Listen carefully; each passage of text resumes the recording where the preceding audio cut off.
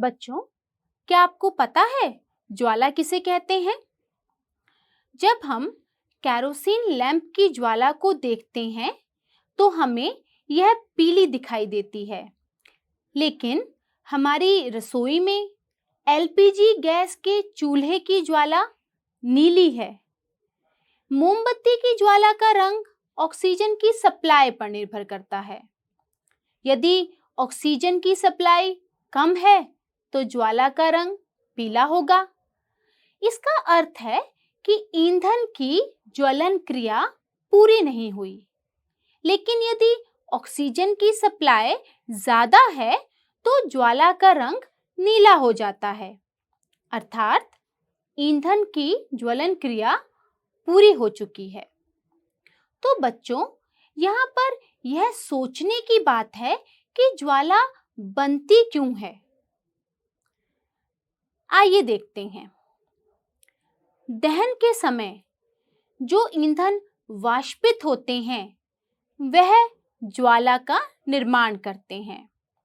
उदाहरण के लिए मिट्टी का तेल और पिघली हुई मोमबत्ती के साथ साथ कुछ पदार्थ वाष्पीकृत होते हैं और ऊपर उठते हैं। दहन के समय यह वाष्पित होकर ऊपर उठने वाले पदार्थ ज्वाला का निर्माण करते हैं। इसके विपरीत यदि लकड़ी के कोयले को जलाया जाए तो आप देखेंगे कि कोयला वाष्पित नहीं होता है और कोई ज्वाला नहीं देता। अब हम मोमबत्ती की ज्वाला के भागों का अध्ययन करते हैं। मोमबत्ती की ज्वाला को 3 क्षेत्रों में वर्गीकृत किया जा सकता है। सबसे आंतरिक काला क्षेत्र, मध्य भाग या दीप्त क्षेत्र जो पीला होता है, और सबसे बाह्य क्षेत्र या अदीप्त क्षेत्र जो नीला दिखाई देता है। आइए इन क्षेत्रों के बारे में जानने के लिए एक क्रिया करें। एक मोमबत्ती लीजिए और इसे जलाइए।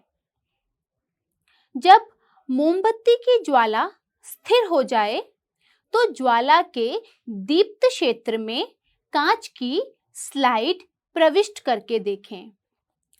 कांच की स्लाइड को संडासी से लगभग 10 सेकंड के लिए पकड़ के रखें। हम देखते हैं कि स्लाइड के ऊपर एक गोल काला घेरा या वलय बन गया है। यह ज्वाला के दीप्त क्षेत्र में उपस्थित बिना जले कार्बन कणों के जमाव को दर्शाता है। इसलिए ही मोमबत्ती की ज्वाला के इस भाग को आंशिक दहन वाला भाग भी कहा जाता है। आइए बच्चों, अब एक और क्रिया करते हैं। एक पतली लंबी तांबे की तार को 30 सेकंड तक पकड़ कर रखें।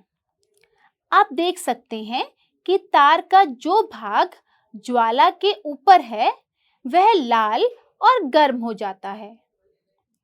यह दर्शाता है कि ज्वाला के अदीप्त भाग का तापमान बहुत अधिक होता है। वास्तव में यह ज्वाला का बहुत गर्म भाग होता है और इसे पूर्ण दहन का बाह्य क्षेत्र कहा जाता है। बच्चों, इसीलिए ही सोने और चांदी को पिघलाने के लिए सुनार धातु की फूकनी से ज्वाला के सबसे बाहरी भाग को उस पर फेंकते हैं और उन्हें पिघलाते हैं। बच्चों, क्या आप जानते हैं कि ईंधन किसे कहा जाता है? घरेलू और औद्योगिक उपयोगों से संबंधित ऊष्मा ऊर्जा के प्रमुख स्रोत लकड़ी, काष्ठ कोयला, पेट्रोल, मिट्टी का तेल आदि हैं। ये पदार्थ ईंधन कहलाते हैं। अच्छा ईंधन या आदर्श ईंधन वह होता है जो सहज ही उपलब्ध हो जाए, सस्ता होता है, अधिक मात्रा में ऊष्मा उत्पन्न करता है, जलने के उपरांत कोई अवांछनीय पदार्थ नहीं छोड़ता और प्रदूषण भी कम करता है। चलिए बच्चों, अब हम ईंधन की दक्षता के बारे में जानेंगे। ईंधन ऊर्जा का महत्वपूर्ण स्रोत है। हम पेट्रोल का इस्तेमाल गाड़ियां, मोटरें चलाने के लिए करते हैं। एलपीजी का इस्तेमाल घरों में खाना बनाने के लिए किया जाता है। क्रूड ऑयल का इस्तेमाल हवाई जहाज चलाने के लिए किया जाता है। लकड़ी या कोयले का इस्तेमाल हम अपने घरों को गर्म करने के लिए और भी कई अन्य कार्यों में करते हैं। बच्चों, यह सभी ईंधन के रूप हैं। ये सभी ईंधन अलग अलग मात्रा में ऊर्जा उत्पन्न करते हैं। तो किसी भी ईंधन के 1 किलोग्राम के पूर्ण दहन से उत्पन्न गर्मी या ऊष्मा ऊर्जा की मात्रा उसका ऊष्मीय मान कहलाती है। ईंधन के ऊष्मीय मान को किलो जूल प्रति किलोग्राम मात्रक के द्वारा प्रदर्शित किया जाता है। बच्चों, क्या आप जानते हैं ईंधन के दहन से कई हानिकारक उत्पाद भी प्राप्त होते हैं? आइए अब हम इन हानिकारक उत्पादों के बारे में कुछ जानें।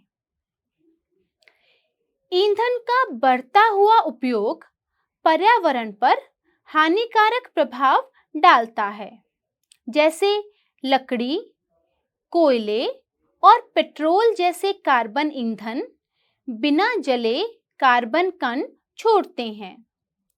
ये सूक्ष्म कण बहुत अधिक प्रदूषक होते हैं, जो कि दमा जैसे श्वास रोग उत्पन्न करते हैं। इन ईंधनों का अपूर्ण दहन कार्बन मोनोऑक्साइड गैस देता है। यह अत्यंत ही विषैली गैस है।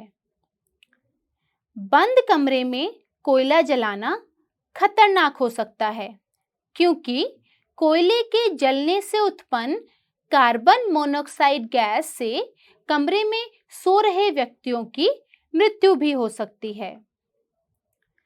अधिकांश ईंधनों के दहन से पर्यावरण में कार्बन डाइऑक्साइड गैस की मात्रा बढ़ जाती है। वायु में कार्बन डाइऑक्साइड गैस की अधिक मात्रा विश्व उष्णन या ग्लोबल वार्मिंग का कारण बनती है। कोयले और डीजल के दहन से सल्फर डाइऑक्साइड गैस निकलती है। यह अत्यंत दमघोटू और संक्षारक गैस है। इसके अतिरिक्त पेट्रोल इंजन नाइट्रोजन के गैसीय ऑक्साइड्स छोड़ते हैं। सल्फर और नाइट्रोजन के ये ऑक्साइड वर्षा जल में घुल जाते हैं तथा अम्ल बनाते हैं।